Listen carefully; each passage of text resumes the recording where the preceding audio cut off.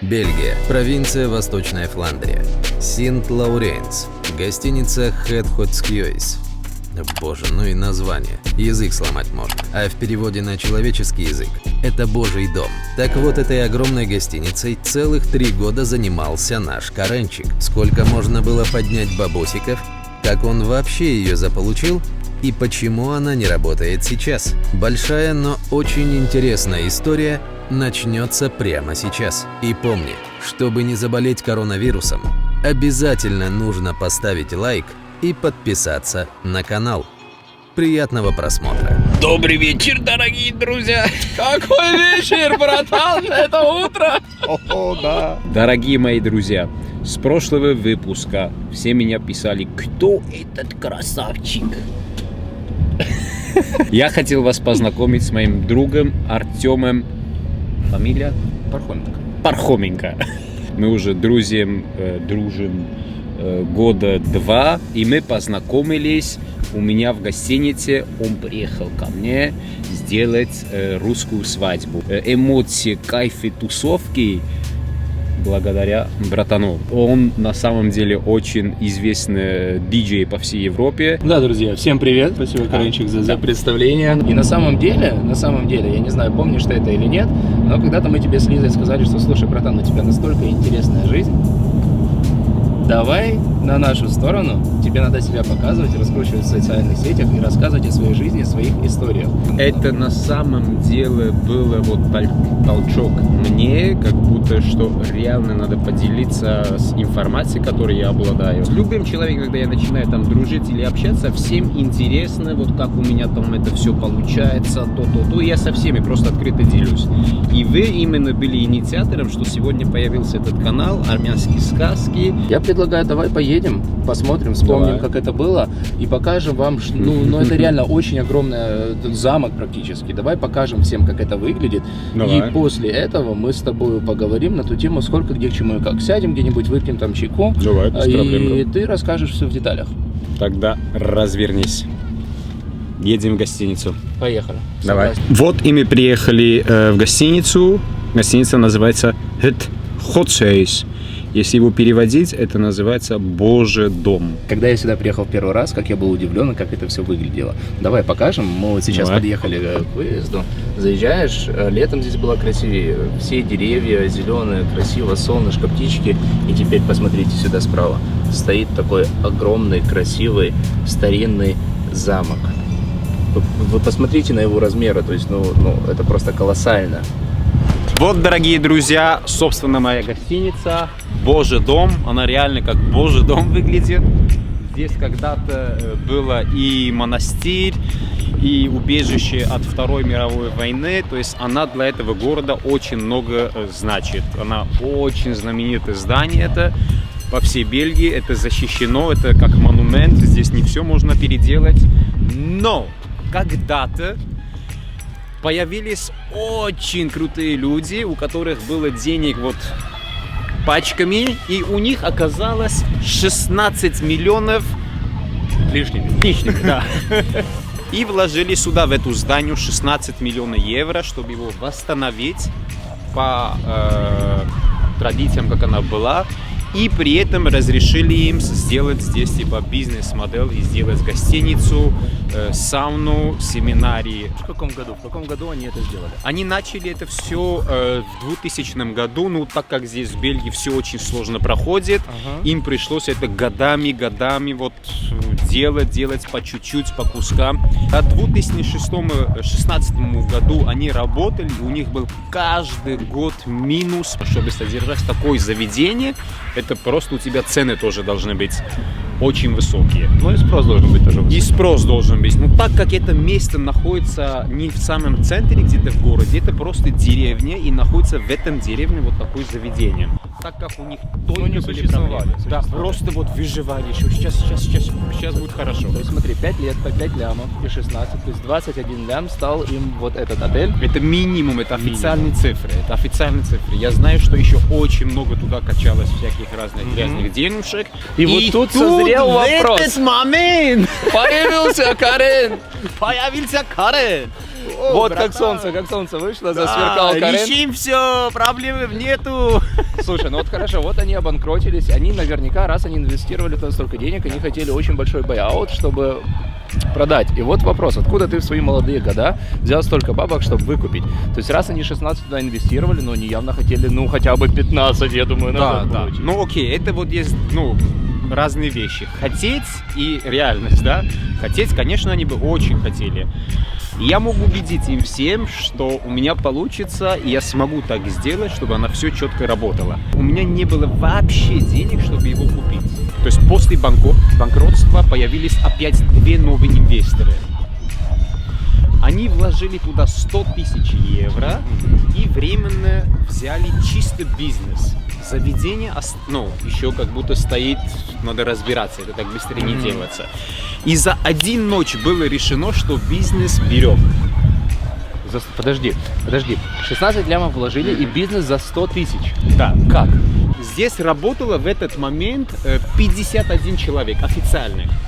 Появились две мужика, которые сказали, во-во-во, чтобы эти люди, хотя гарантировать их зарплату, чтобы они без работы не остались, мы готовы переинвестировать. Ну, вот предложение было 100 тысяч. У вас есть день, чтобы подумать. Это и называется слабое место просто. Поймать. Слушай, ну это конкретно слабо. Это, так сказать, ты его... Эти двое, которые взяли заведение они вложили 100 тысяч, а заведение, братан, это 100 тысяч, они капитал сюда накачали, чтобы можно было работникам заплатить дальше, чтобы взять этот бизнес, не здание. Здание еще вот непонятно, что там будет, как там будет, кто его купит. И тут ко мне поступает звонок от моего хорошего друга, что им нужно помочь. Один из этих людей, который взял заведение, это мой близкий друг тоже, я его очень хорошо знаю, он юрист, очень крутой бельгиец, ну, мощный, просто мозги у него работают на 100. И это благодаря его было, что он мог за эти деньги это все взять. Ну и тут, и каким образом? То есть у него просто не было ресурсов самому этим заниматься? Нет, они не разбираются, они инвесторы, они бизнесмены, они не знают, как чисто это все... бабки есть?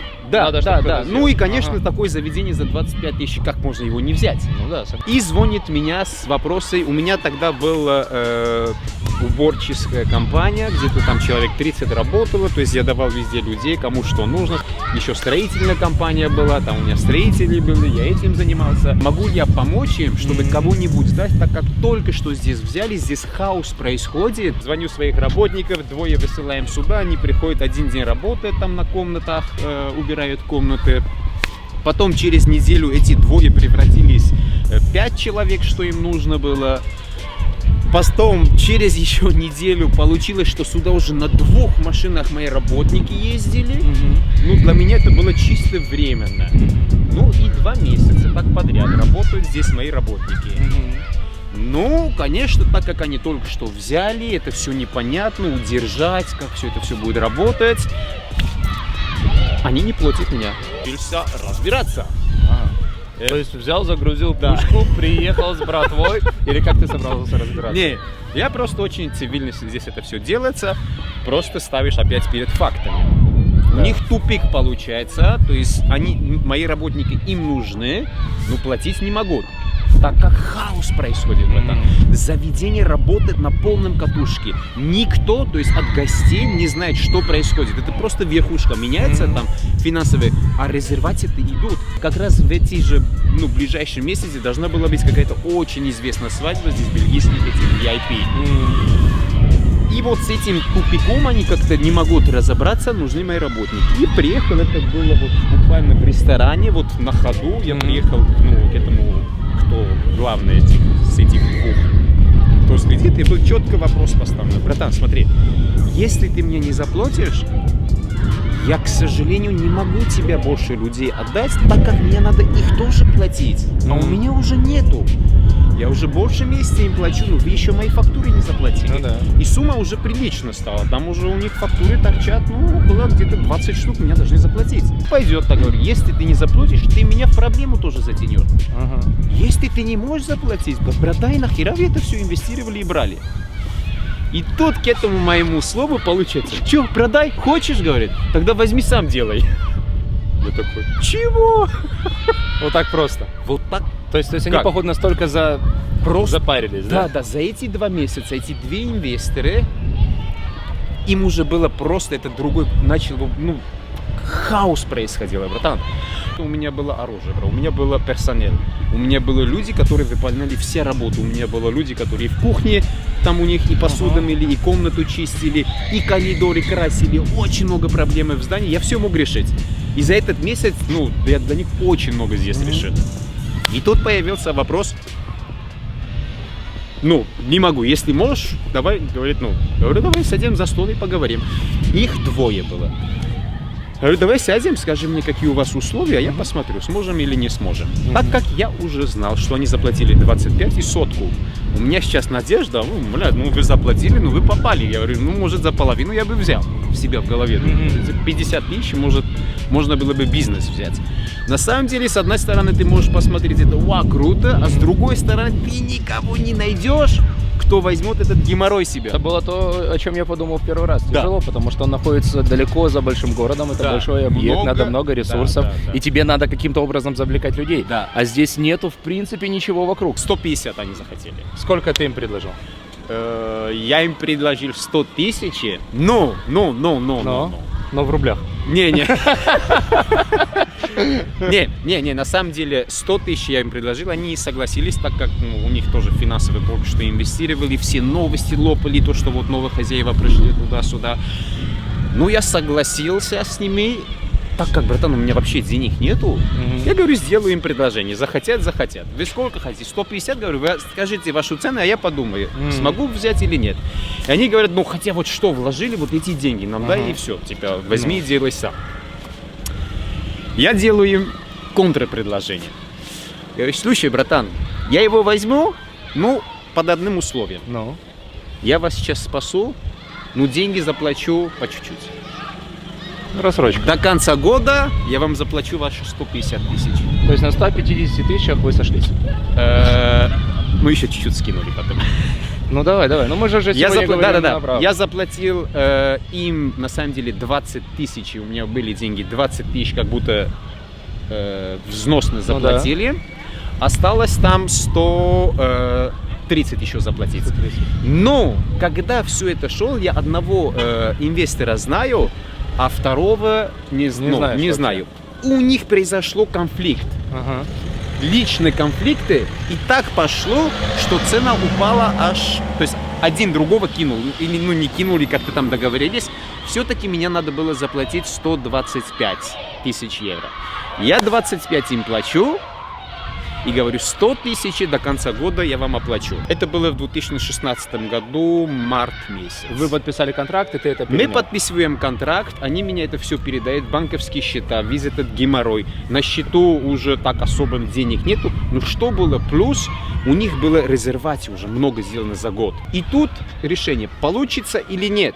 Если я не попробую, я не буду знать, получится у меня или не получится. Я знаю свои силы, я знаю, что я могу сделать здесь. Я знаю, у меня нету проблемы с персоналом, и все могу решить, любые проблемы. Только за электричество месячно, то есть электричество, газ, вода, это 20 тысяч евро каждый месяц тупо тебе за электричество. Слушай, братан, на самом деле, хоть и солнышко, тепло, цифры, из-за того, что сейчас немножко прохладненько, как ты видишь, я не настолько хорошо, как по погоде оделся. Давай мы сейчас о цифрах с тобой сядем где-то в тепленьком месте поговорим. Давай ты сейчас покажешь немножко вокруг. Давай. Вот ты сказал, что называется, был раньше монастырь, Божий дом. Да. У меня есть такая информация, что если бы они тогда знали, что ты будешь делать здесь, они бы его, наверное, сожгли сами. В Божьем доме, братан, у тебя же проходили очень большие свингерские вечеринки, где приезжали политики, где приезжали очень известные люди. Я знаю, ты не хочешь об этом говорить. Это дискретная информация. Это не было, братан, это мне не как это не было? Это было. Не, мы не должны были об этом говорить. Ну ладно, раз. Ну ты же хочешь, чтобы было интересно? Не, я честно. Первый раз, когда я пошел искать ресторан в подвал, я заблудился и попал куда-то, где были клетки, где стояли мужики в масках, в кожаных костюмах и с плетками. Я такой, братан, куда-то я не туда попал. Странная свадьба намечается. Это очень такая закрытая кухня. Я организовал такие вечеринки. И там приходят на самом деле очень крутые люди, влиятельные люди. Первая моя вечеринка, которую я организовал, у нас это было интернационально. Мы просто переделали, тема была Ice White Shoot Party. Это от фильма Тома Круза. Весь этот концепт был переснят здесь, только в реальности. И на эту вечеринку приехали из Америки, у нас были люди, из Эмиратов были люди. И самый крутой гость, который здесь у нас был, он прилетел на своем личном самолете и на вертолете. Но хотели здесь приземлиться, у нас не получилось. Не разрешили здесь приземлиться. Он приземлился здесь где-то поблизости, и на кортеже его привезли сюда. И он приехал со своей любимой на свингерс вечеринку. То есть это была огромная свингерская вечеринка, интернациональная. То есть интернациональная трах-пати. Так можно назвать, да? Нет, так может, это так звучит, но на самом деле ты хер туда попадешь. Это очень закрытый клуб, там все друг друга знают. И, я тоже всех там знаю, как организатор таких, вечеринок, у меня был опыт. Да. У тебя был опыт, можешь о своих личных опытах, какие у тебя были, не обязательно рассказывать на камеру. На самом деле, как организатор, ты не можешь участвовать в таких вечеринках. К сожалению. К сожалению, нашего оператора. Я вижу, у него камера немножко вперед отодвинулась, услышав эту тему. Если кому-то интересно про свингерс вечеринки, приглашайте Карена. Он организует, проведет, покажет мастер-класс, все как надо. А сколько кухонь было? Я помню, было очень большое количество. 5 таких огромных профессиональных кухонь у меня было, все отдельности. У тебя же тут, по-моему, работал очень знаменитый шеф-повар. Да, это Хи ван де Вейвер. У него было, он один из лучших 10 шеф-поваров в Бельгии. Хи ван де Вейвер называется. У него есть свой ресторан, называется Cuisine Artistique. Он очень известный был. И он был главным шефом. Шеф, если ты смотришь меня, тебе приветики, ты очень офигенный шефом был. Здесь тоже очень много вечеринок проводили, уличный барбекю, машины, эти кортежи машин сюда заезжали, Феррари, Порше, там по 100-200 машин сюда заезжали, весь паркинг забит крутыми тачками. Скажу честно, я не встречал, то есть я много где работал, много чего видел по всему миру, это были разные замки, но вот она уникальная. Да. Такого я больше нигде не видел. Слушай, а ты рассматриваешь возможность себе создать вот такую огромную резиденцию после того, как на канале будет минимум 10 миллионов подписчиков? Вообще-то у меня в планах есть, я когда-то себе в целях написал, я обратно его когда-то откуплю, братан. Так как Зачем? С какой цели? Чисто потому, что это, здание, она святая, тебе скажу. А ты не рассматриваешь возможность, что после всех этих вещей, которые ты здесь организовывал, святость все-таки-то пропала? Ну что, поехали. Погнали. Так, мы приехали сейчас в очень крутое заведение. Это гостиница в Кноке, называется La Reserve. И я бы очень хотел, чтобы моя гостиница тоже превратилась в такую прекрасную гостиницу. Но, к сожалению, этого всего не получилось у меня, так как пришлось подожди. Очень жестоко поступать. Подожди. Мы не хотим сразу рассказать самое интересное. У нас осталось очень много вопросов. Мне показалось вот сейчас, что ты пытаешься их избежать. Но у тебя не получится. Сейчас мы с тобой махнемся ролями. Давай. Сейчас я перейму, как, конечно же, опытный высококлассный ведущий, эту роль и буду сейчас тебя побить вопросами, как я тебе пообещал. Это будут прямые вопросы. Давай. Смотри, мы обсудили, что это гостиница, в которую вложили очень много денег. Ты получил ее по очень выгодному предложению. Я думаю, это зависело от того, что экономически, по экономическим меркам, если посмотреть по классическому бизнес-плану, это проект, в котором очень много рисков. То есть ни один банк тебе под это не выдал бы кредит. Ни один здравый бизнесмен под это не дал бы вложения, и никто не стал бы этим заморачиваться. Но все-таки ты это сделал, несмотря на это все. Теперь расскажи, почему ты это сделал, и что ты сделал иначе, чем другие, чтобы добиться успеха. И как быстро ты смог повернуть течение, скажем. Да, окей. Это очень долго рассказывать. И попробую самый яркий момент рассказать от всего, что было у меня, да. Почему я решился? Потому что чисто опыт в моей жизни как бизнесмен. Я вот с детства занимаюсь бизнесом, это моя жизнь. И все равно, как каждому бизнесмену, есть какие-то там мечты, чтобы добиваться таких вершин, что как будто примерен быть, да, в бизнес там пространстве, скажем. И когда я увидел эту гостиницу, мне казалось, что я через эту гостиницу все равно у никого не получилось там сделать прибыль, у меня точно получится. Не знаю, была вот внутренняя уверенность. И ты прям не боялся, вообще страха не было? Ну, не было чего бояться, не было что терять, братан. Не так, что я 16 миллионов вкладываю, не так, что я кредит беру. Я с чуваком договорился, у них вот, как будто я спасал их, наоборот. Слушай, ну 100 тысяч евро, это как бы тоже не маленькие деньги, которые хочется про... Ну, у меня их тоже нету. Я им говорю, давайте бизнес, я буду работать. А если бы не пошло, вот смотри, если бы не пошло, ты должен был бы им выплатить эти 100 Конечно, тысяч? если бы не пошло, я бы пошел в банкрот. Вот, ну, было бы, конечно, плохо было бы, плохо бы кончилось это бы. Но так как я знаю, что там оборот годовой больше там лимона делается, да, то есть не могло у меня не получиться, чтобы я 100 тысяч. Но я работал по другой технике, то есть я их не записывал здесь как работников, так как ну, мне было нечего бояться, я им отдавал просто, им делал, как будто тоже хозяин этой гостиницы, то есть сделал себя такой команду работников. Я главный этой команды, и все, кто подчиняются мне, как надо, чтобы работать. Я всем выделял месячную, то есть это не зарплата получается, которую ты налоги еще должен к нему заплатить.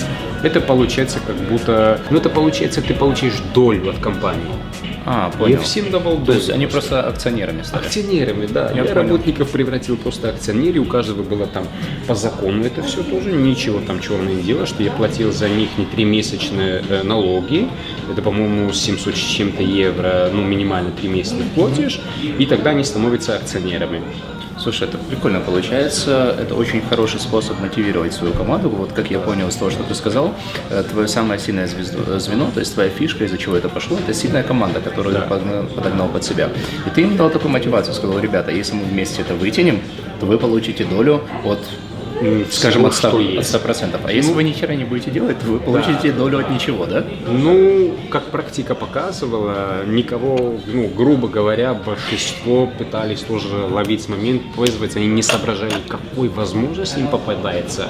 И все начали тоже там офигевать, у меня между работниками там начинались всякие там... ну, ссоры и споры, и всякий кто кого выше, кто чей хозяин. А как в такую глубь, ну это реально глубь, там ничего нету вокруг, как ты проводил маркетинговую свою стратегию, как ты завлекал туда свою целевую аудиторию? На самом деле здание, она настолько было известно, настолько там крутых вечеринок было организовано, что у меня не было никакого маркетинг-плана, у меня нужен был просто офигенный sell-менеджер. У меня в месяц запросы автоматически, чисто тупо через сайт люди оформляли, высылали. В месяц это от 40 до 60-70 запросов заходило. То есть ты вообще ничего не делал, и запросы сами приходили? Да. То есть ты в маркетинг вообще не вкладывался? Братан, у меня нету гостиницы сейчас, меня до сих пор в мессенджере пишут, что у нас свадьба, можно прийти? Да. У меня нету уже, по Фейсбуку меня пишут, просто чисто тупо клиент видит заведение, видит там эти старые фотки в социальных медиа, и пишут, можно ли там летом им что-нибудь организовать, новую свадьбу. Слушай, так получается... Что нужно было? Нужно было просто эти запросы адекватно принять, да, обрабатывать. Мой первый sell-менеджер это просто, ну, чудик тоже такой был, 60 запросов приходит, он выбирает людей по симпатии. Ему он понравится, он поговорит с ним. Другому не нравится, окей, я пошел нафиг, у тебя нет бюджета, окей, с тобой не буду разговаривать. Но это очень непрофессионально. И поменял тоже sell-менеджера. Теперь получается, что маркетинг ты вообще ничего не вкладывался, еще сам с помощью имени этого здания хайпанулся. Да. То есть это хорошо вин-вин. Да, это было очень хороший вин-вин. Потом меня там постоянно по новостям показывали, постоянно там гостиница, вот в каком-то там прикольных вечеринок попадался новости, и так все знали. То есть ты представь, делаешь вечеринку, у меня, например, были вечеринки, 2000 человек там приходят, ну, Новый год организовали, там 2000 человек приходило, да? И с этих 2000 человек сколько людей есть, у которых точно что-то тоже будет намечаться. И вот так набиралось у меня клиент. Или делаешь одну свадьбу, 100-150 человек приходит, и с одной свадьбы приходит у тебя вторая свадьба, третья свадьба.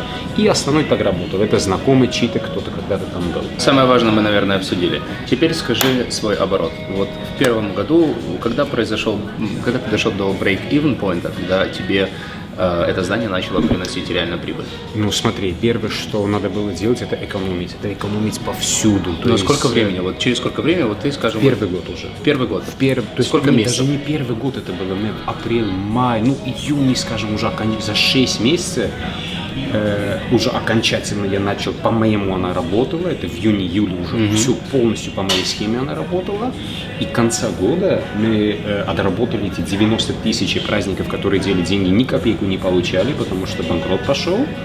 И в этом же году мы сделали 200 евро прибыли. Хорошо, первый год уже хотя бы, хоть маленький, но плюс. Хотя бы не было минус. Чудо уже, братан. Это Никто чудо, не согласен. верил в это себе. Ну, очень я радовался, что все равно я не вышел в минус. Я рассчитывал, что, чтобы просто, не убили в этот году, еще чтобы чуть-чуть, и я найду инвестора. И я в активном поиске инвестора, что мне срочно бабки нужны, восстановить здание, электричества нету, вырубается, лифт не работает, постоянно жалобы, ревью заходишь, смотришь, просто позор. Там люди жалуются, и они реально жалуются. Там пришли тебя спать, там кондиционер не работает, просто в одном корпусе ничего нету.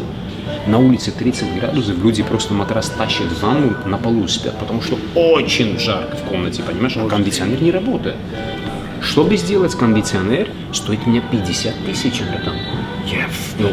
50 тысяч 50 просто починить кондиционер. Просто это не починишь. Она никогда не работала, ты его не починишь. Когда делали кондиционер, это Hitachi компания делала, и при проведении этих труб у них произошла дырка где-нибудь под землю. Эту дырку никаким не найдешь. Что надо делать? Это заново все комнаты потянуть новые трубы и новое оборудование поставить. Ужас. Так, подожди. Это рабочая гостиница, понимаешь? Ты не можешь уже проводить тут трубы. Так только недавно туда ввалили 16 миллионов евро.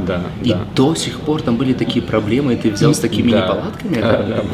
Но я исходил бы из того, то есть такое здание, если ты вкладываешь столько туда денег, то ты ожидаешь, что это полностью рабочий концепт, где у тебя минимальные расходы, скажем, нормальные расходы, да? Но то, что тебе полностью приходится еще ремонтировать, заново что-то делать, это как-то совсем не круто. Так как у меня был опыт, я там говорю, я все сделаю, и кондиционеры сделаем. И на самом деле много что там сделали, и поменяли, и кухни, и электричество, и с интернетом.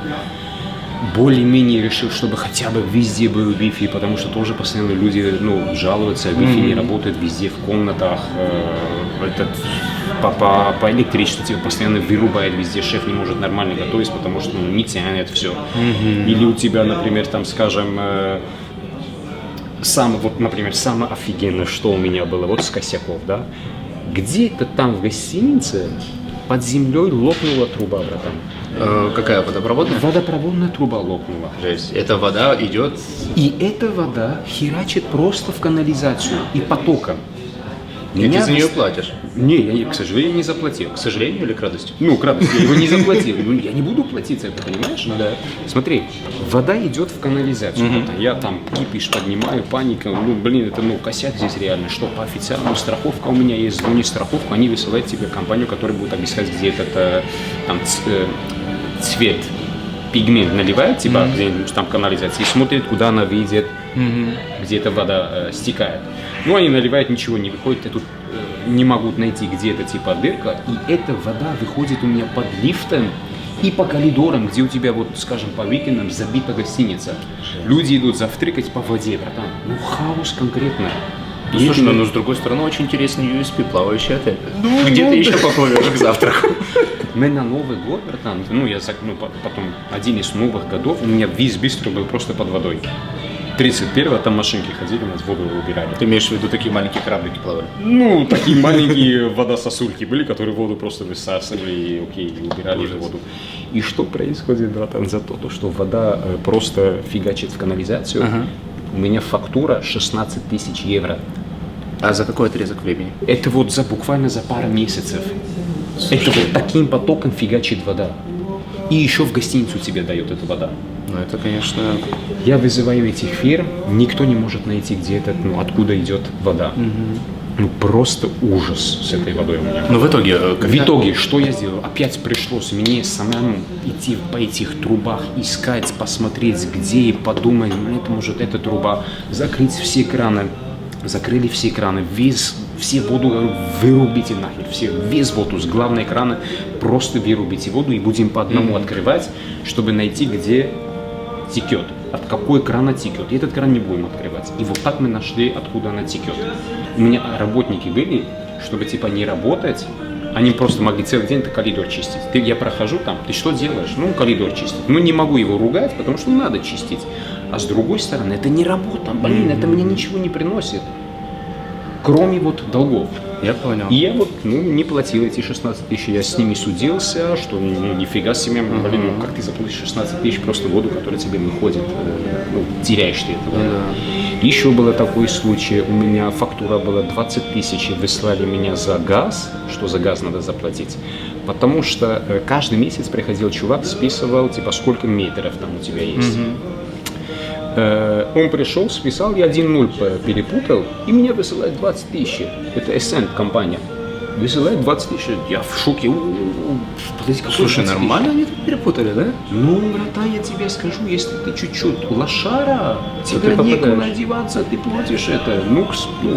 К радостью, я нифига не платил. Я думаю, вот они на самом деле, вот те, кто до этого владел этим отелем, они на таких они темах вот так и попадали. Да, потому что они не смотрят, это большой оборот, у них просто нет времени. Ну слушай, ты молодец, что ты взял, и за такое реально короткое время, за год ты смог это привести в порядок, что это даже вышло в плюс. Хоть я не порядок плюс. Не назвал, что я порядок там привез. Это впервые была прибыль, да? Я просто уменьшил вот геморрой, да?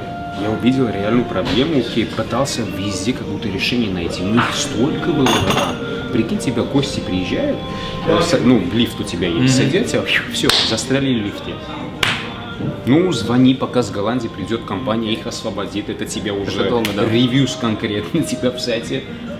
И начинает тебя чморить за это. Блин, ты там вообще, что можешь сделать? Окей, что заключить контракт, сказать, ребята, я вас освобождаю из лифта, если вы напишите хороший ревью. Суток через трое они были согласны. Не будут это хавать, не будут это хавать. Слушай, хорошо, давай. Сколько лет в общей сложности ты владел этой гостиницей?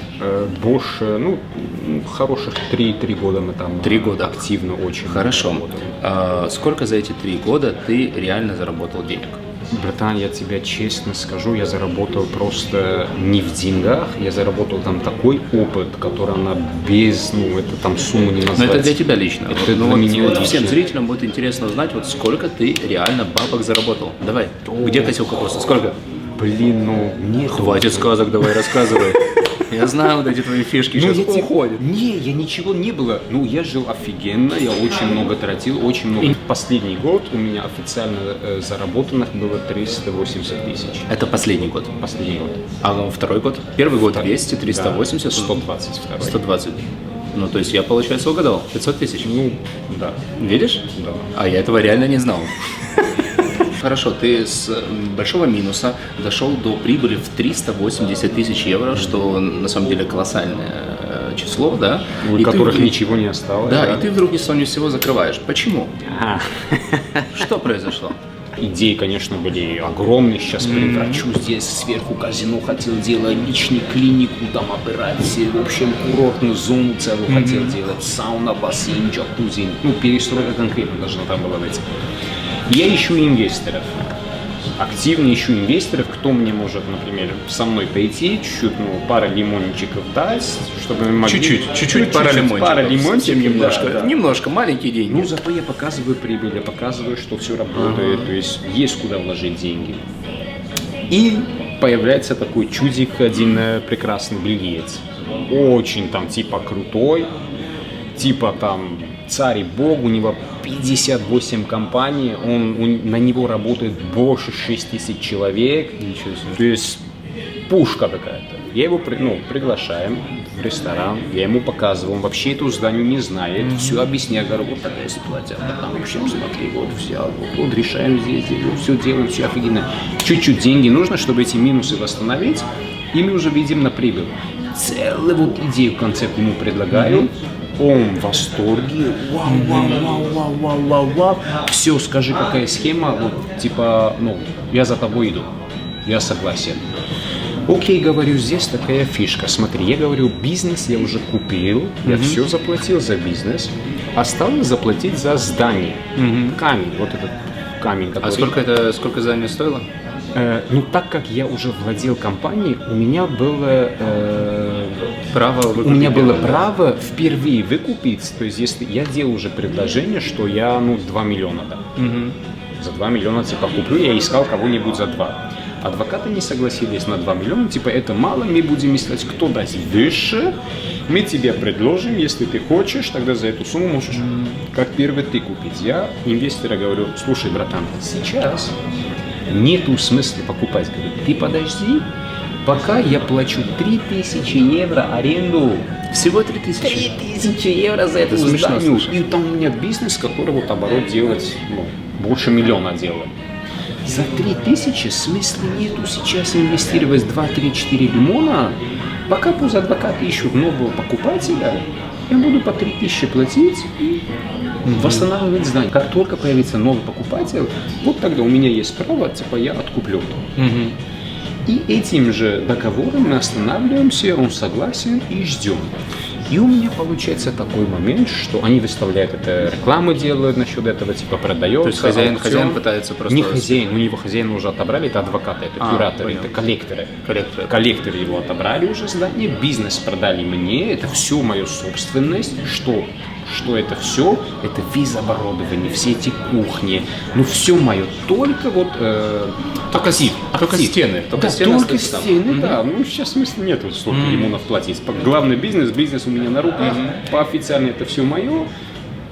Зарабатывай 3000, платишь им аренду, и все это твое. По сравнению, если ты сейчас купишь, вложишь там 2-3 миллиона, да, тебе надо будет уже в банк каждый месяц 30-40 тысяч платить.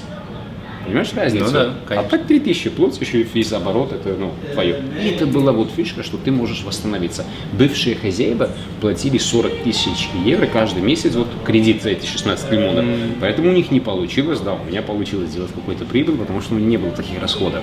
Ну да, понял. И договариваемся с ним и ждем. И в какой-то прекрасный день, братан, это было уже в 19 году,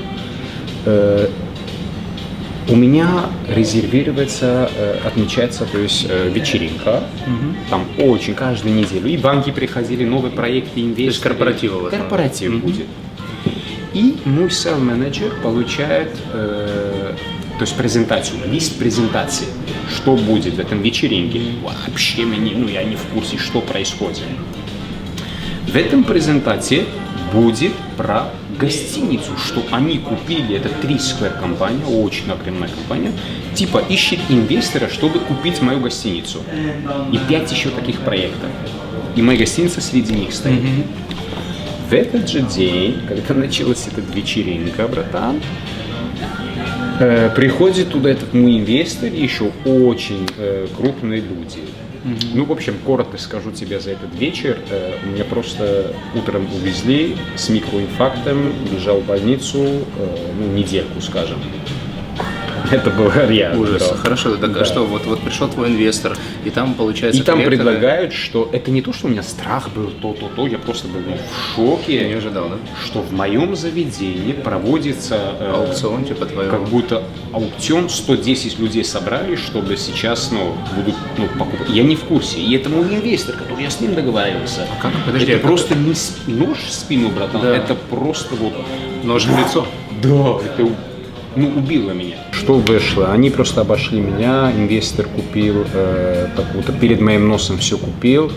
То, что у меня было право откупить гостиницу, они как-то это понамутили там, что окей, ты уже не можешь его купить.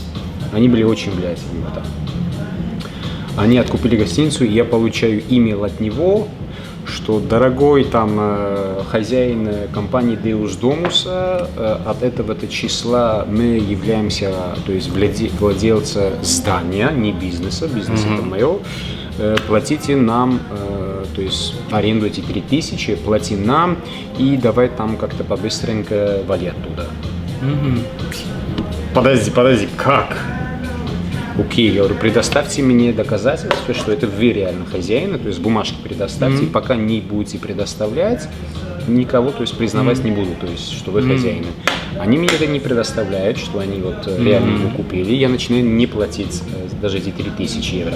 Вернее, я заплатил коллекторам, они мне прислали обратно, говорят, а там новый хозяин, ему надо заплатить за аренду.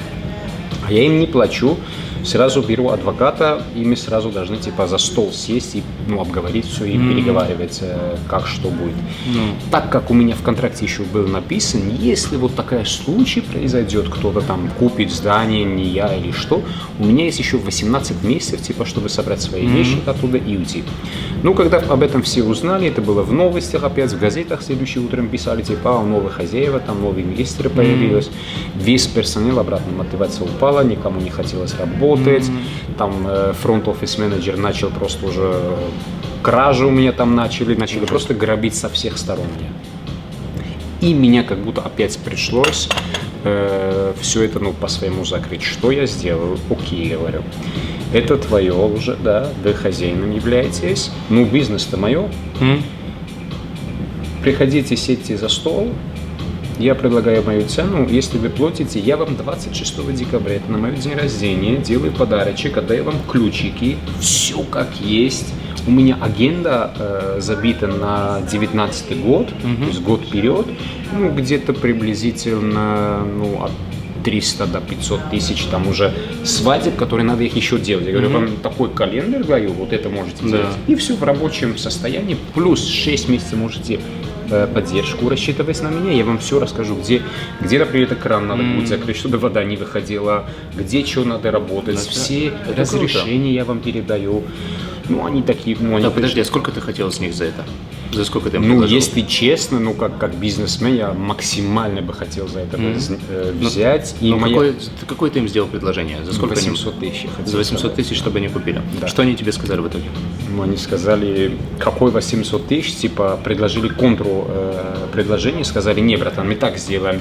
У тебя там есть вечеринки, говорит, ты нам даешь бизнес, мы работаем, эти вечеринки, там, скажем, на 500 тысяч у тебя есть, мы их будем делать, все расходы заплатим, и от прибыли от тебя 30% даем. И они получают весь твой бизнес, типа, за это? Да, я говорю, вы реально думаете, что я пойду на это?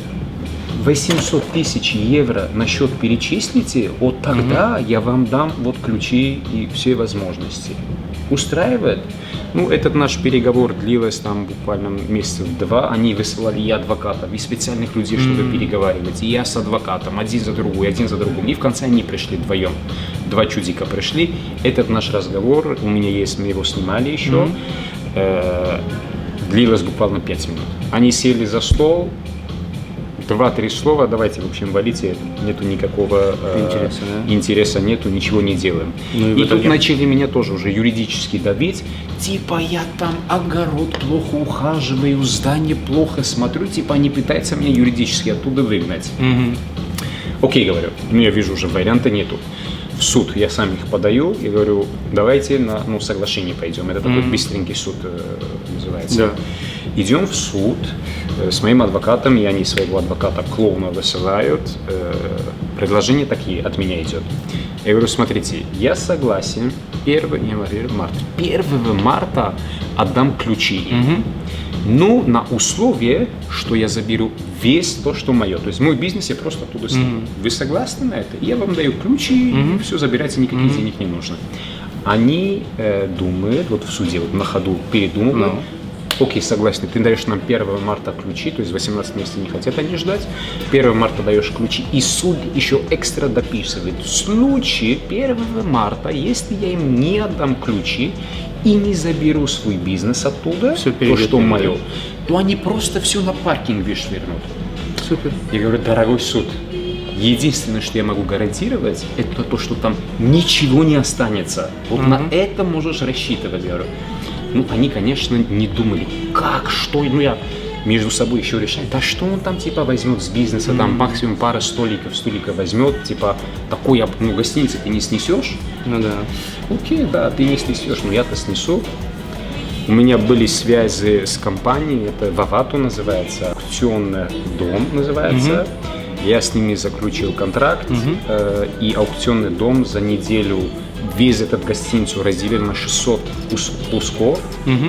и поставили на аукцион. То есть все, что было внутри, весь инвентарь твой? Все инвентарь, все оборудование, кухни, холодильники, комнаты. У меня продавалась комната по 150 евро. Ты мог купить просто комнату, там, в кровати, все, что в комнате. То есть ты имеешь в виду все, что в комнате стояло, Да. то есть все оборудовано? Да, Хорошо.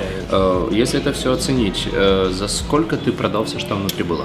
Ну, там, скажу тебе, потом тоже пошли проблемы большие, ну, где-то штук 300, по-моему. То есть, получается, 800 ты не получил, но 300 получил? Да, да. И в этот день, когда надо было прийти разобрать, братан, у меня там в паркинге стояли где-то сотни этих камионетов, сотни людей, каждый откручивал, кому что купили. Я так и сауны продал, и кухни, и оборудование, комнаты, семинарии, колонки, лампы. Ничего себе. Все, что есть сейчас на данный момент в этом здании, просто руина. Ты там делаешь, голос аж.